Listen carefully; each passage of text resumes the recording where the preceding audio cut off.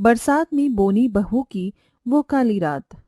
रूपाली और ललिता बहुत अच्छी दोस्त थीं और वो दोनों अपनी दोस्ती को रिश्ते में बदलना चाहती थीं। हमारी दोस्ती को इतने साल हो गए और अब हम दोनों के बच्चे भी बड़े हो गए हैं। तूने बिल्कुल सही कहा। मेरा आदित्य भी काफी बड़ा हो गया है। हाइट देखी है उसकी, पूरे 6 फुट का हो गया है। लेकिन मेरी आराध्या तो बोनी ही रह गई। उसकी हाइट पता नहीं क्यों नहीं निकली, 4 फुट से ज्यादा बढ़ ही नहीं रही। रिश्ते भी नहीं आ रहे हैं उसके लिए। ललिता अपनी सहेली रूपाली की ये बात सुनकर थोड़ी देर सोचती है, लेकिन उसके बाद वो मुस्कुराते हुए अपनी सहेली रूपाली से कहती है, अरे बहन, ये तो वो वाली बात हो गई कि बगल में छोरा और शहर में ढिंडोरा। यानी कि मेरा खुद का बेटा जवान है और अब वो शादी के लायक भी हो गया है, तो क्यों ना हम अपनी दोस्ती को रिश्तेदारी में बदल दें। ये सुनकर रूपाली भी बहुत खुश होती है, जिसके बाद दोनों सहेलियां मिलकर अपने बच्चों का रिश्ता तय कर लेती हैं।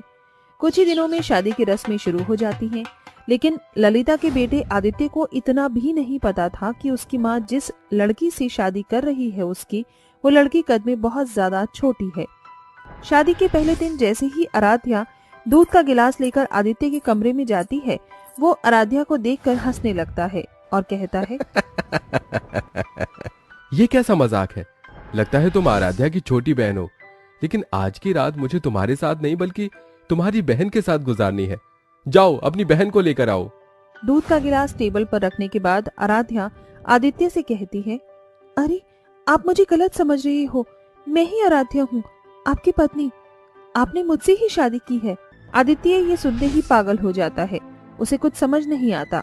उसे अपनी शादी एक धोखा लगने लगती है, जिसके चलते वो आराध्या को बहुत कुछ सुना देता है। अपने आप को देखा है? मैं तुम्हें अपनी पत्नी स्वीकार भी कैसे कर सकता हूँ? तुम मेरी पत्नी नहीं हो सकती। इतनी छोटी हाइट है कि अगर तुम्हें अपने साथ लेकर कहीं चलूंगा तो लोग मुझे तुम्हारा पापा कहकर बुलाएंगे। अजी, आप ये कैसी बातें कर रहे हो? आज ही हमारी शादी हुई है और आज हमारी पहली रात है, और आज अचानक से आप ये सब बोल रहे हो? अरे तुमसे अच्छी तो मेरी गर्लफ्रेंड थी।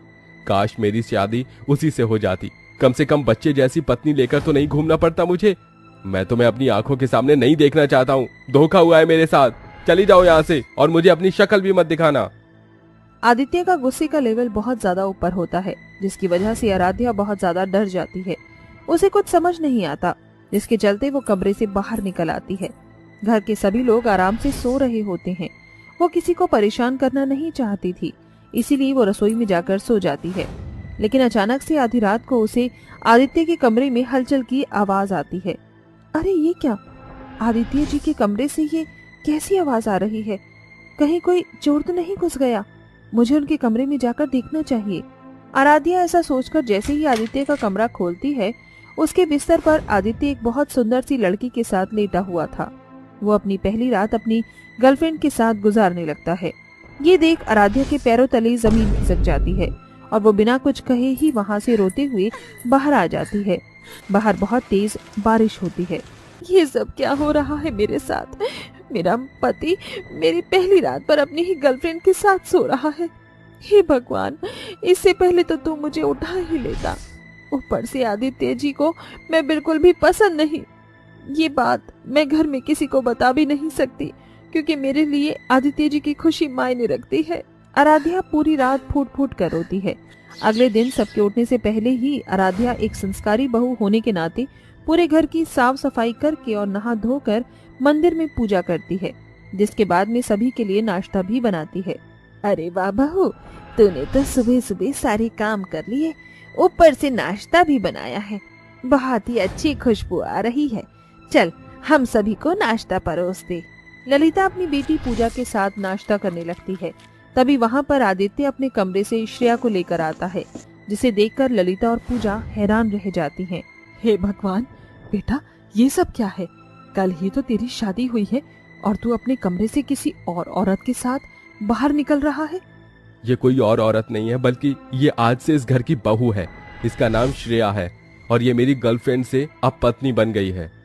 तभी श्रेया कहती है, oh honey, last night was very good. I feel so happy. You are very great. बस करो अपनी अश्लीलता को, थोड़ा संभाल कर रखो। ये घर है और घर में सभी लोग होते हैं। पता है मेरी ननद को मुझसे बात करने की तमीज नहीं है ना ननद जी?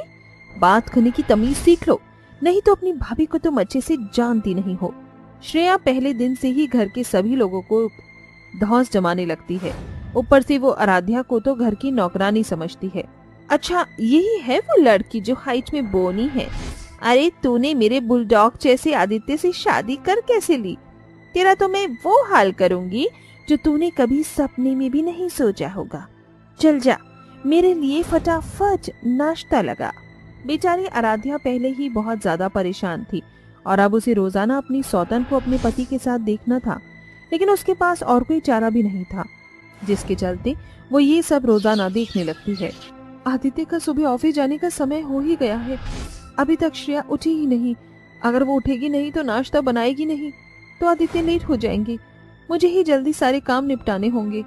एक तरफ तो आराध्या का दिल पूरी तरह अपने पति के लिए टूट चुका था, लेकिन उसके दिल में कहीं ना कहीं एक उम्मीद जरूर थी। वो अपनी शादी को निभाने के लिए घर के सारे काम अच्छे से करती है और किसी को कोई तकलीफ नहीं होने देती। यहाँ तक कि रोजाना आदित्य का लंच और ब्रेकफास्ट भी वही बनाती है।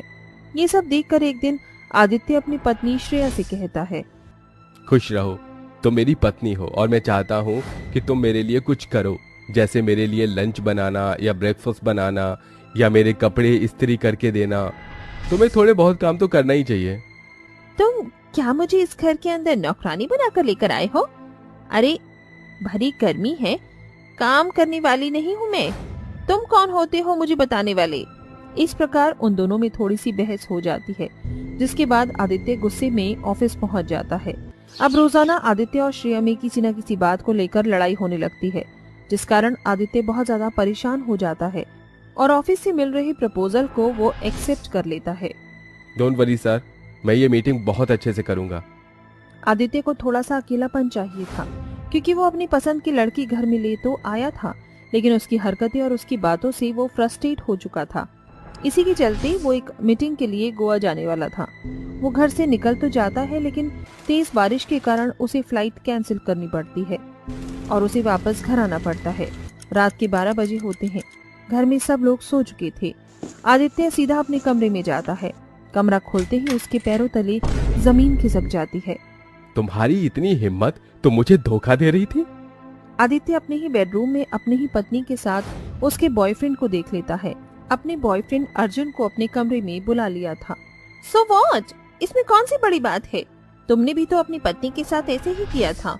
अपनी शादी की पहली रात पर तुमने मुझे अपने घर पर बुला लिया था। मैंने ऐसा किया तो इसमें कौन सी बड़ी बात हो गई? और वैसे भी अब तुम्हारे अंदर वो बात नहीं रही जो होनी चाहिए थी। चलो अर्जुन, चलते हैं यहाँ से। श्रेया अर्जुन के साथ वहाँ से चली जाती है, जिसके बाद आदित्य को अपनी गलती का बहुत पछतावा होता है। तभी उसके सामने आराध्या आती है और उसे रोता हुआ देखकर उसे चुप कराने लगती है। कोई बात नहीं आदित्य जी, सब ठीक हो जाएगा। मुझे माफ कर दो आराध्या, मैंने तुम्हारा बहुत मजाक उड़ाया और तुम्हें जरा भी नहीं समझा। मुझे ऐसा नहीं करना चाहिए था। क्या मुझे तुम एक मौका दे सकती हो अपने इस रिश्ते को सुधारने का? आराध्या उस दिन बहुत खुश होती है और वो खुशी खुशी आदित्य को एक मौका दे देती है। उस रात उसकी आदित्य के साथ पहली रात होती है, जिसे वो दोनों मिलकर बहुत अच्छे से बिताते हैं और टाइम स्पेंड करते हैं। उस दिन के बाद से वो दोनों एक दूसरे से बहुत प्यार करते हैं और अपने जीवन में खुशी खुशी रहने लगते हैं। देख लिया तुझे, ऐसा नहीं लगता तुझे कि तू बहुत ज्यादा टैटू वगैरह बनवाने लगी है? मैं तो कहती हूँ इतने टैटू मत बनवा। टैटू बनवाने से बहुत से इन्फेक्शन भी हो जाते हैं आजकल। अरे तू पागल हो गई है क्या? एक तो मैं इतनी मुश्किल से यहाँ टैटू बनवा रही हूँ, ऊपर से तू मेरे सर पर खड़ी है। अब तू मुझे टैटू बनवाने देगी या नहीं? तुझे तो समझाना ही बेकार है। मैं तो कहती हूँ, पता नहीं तेरा क्या होगा। देख अभी भी वक्त है, ये सारे टैटू बनवाना बंद कर दे। कोई लड़का भी तुझे पसंद नहीं करेगा, तेरी शादी भी नहीं होगी। हे भगवान, तू मेरे पीछे क्यों पड़ी रहती है? मैं तो तेरे हाथ जोड़ती हूँ, मेरे पीछे पड़ना बंद कर। बहुत हुआ, चल अब मुझे आराम से टैटू बनवाने दे। सृष्टि दुकान के बाहर जाकर बैठ जाती है, जिसके बाद जिया आराम से अपना टैटू बनवाने लगती है। टैटू बनवाने के बाद वो सृष्टि के पास आकर बाहर आती है और उससे कहती है, हे भगवान लड़की, तेरा कुछ नहीं हो सकता। ये देख, तूने अपने हाथ पर कितना बड़ा टैटू बनवाया है। अब तेरी माँ तुझे कुछ नहीं बोलेगी क्या? मेरी माँ को भी पता है कि मुझे टैटू कितना पसंद है। चल अब चलते हैं यहाँ से। जिया को टैटू बनवाने का इतना शौक था कि उसने अपनी बॉडी पर जगह जगह टैटू बनवा रखे थे। घर पर उसकी माँ कुछ मेहमानों के साथ बैठी होती है। आओ बेटी, अंदर आओ, इन लोगों से मिलो। ये तुम्हारे ससुराल वाले हैं। मैंने इनके बेटे से तुम्हारे रिश्ते की बात कर ली है। ये आपने मुझसे पूछा? अरे माँ, मुझसे एक बार पूछना तो चाहिए था ना कि मैं इतनी जल्दी शादी नहीं करना चाहती हूँ। इन्हें इनके घर भेज दीजिए अभी के अभी। ये क्या बदतमीजी है बहन जी, आपकी बेटी को तो जरा भी लिहाज नहीं है। और आपने तो कहा था कि आपकी बेटी बहुत समझदार है। ये समझदारी है इसकी? देखो जरा, इसने अपने पूरे शरीर पर टैटू बनवा रखे हैं। अरे हाँ, बनवाए हैं तो क्या हुआ, ये मेरी मर्जी है। मैं अपने शरीर के साथ जो मर्जी करूँ, इसमें कोई मुझे कुछ नहीं बोलेगा। अब अगर आपने मुफ्त का तोड़ लिया हो तो यहाँ से चले जाइए। जिया के ऐसे बर्ताव से ममता अपने बेटे और पति के साथ वहाँ से चली जाती है, जिसके बाद उसकी माँ शर्मिला उससे नाराज हो जाती है क्योंकि वो एक और टैटू बनवा कर आ जाती है। इसी प्रकार शर्मिला अपनी बेटी की शादी ही नहीं करवा पाती। ऐसे ही कुछ समय बीत जाता है और बड़ी ही मुश्किलों के बाद शर्मिला को एक बहुत अच्छे घर से रिश्ता आता है। देखो जिया, अब मैं तुमसे बहुत ज्यादा दुखी हो चुकी हूँ, इसीलिए मेरी आखिरी इच्छा यही है कि तुम शादी कर लो। घर परिवार बहुत अच्छा है, तुम्हें समझेगा। और हाँ, ये जो तुम्हारे शरीर पर टैटू हैं, इन्हें प्लीज फाउंडेशन से मिटा लेना, नहीं तो फिर से कोई ना कोई परेशानी खड़ी हो जाएगी। अपनी माँ की बातों के आगे जिया कुछ नहीं कर पाती, जिसके बाद वो अपनी बॉडी पर जहाँ जहाँ टैटू बनवाए होते हैं वहाँ पर फाउंडेशन लगाकर उन्हें छुपा लेती है और मेहमानों के सामने जाती है। जिया सुंदर थी और अमीर थी, जिसके चलते हुए बहुत जल्द शकुंतला अपने बेटे के लिए उसे पसंद कर लेती है। देखो बहन जी, हमें आपकी लड़की पसंद है, इस रिश्ते के लिए मैं तैयार हूँ। ये सुनकर बहुत जल्दी शर्मिला मिठाई का डिब्बा उठाती है और सबका मुंह मीठा कराती है। कुछ दिनों में शादी की तैयारियां शुरू हो जाती हैं और शर्मिला अपनी बेटी की शादी बहुत धूमधाम से अनिल से कर देती है। शादी के पहले दिन जैसे ही जिया फ्रेश होकर आती है, उसके शरीर पर टैटू देखकर उसकी सास के हाथ से पूजा की थाली नीचे गिर जाती है। हे परमेश्वर, ये सब क्या है बहू? तुझे हमारी इज्जत का जरा भी ख्याल नहीं?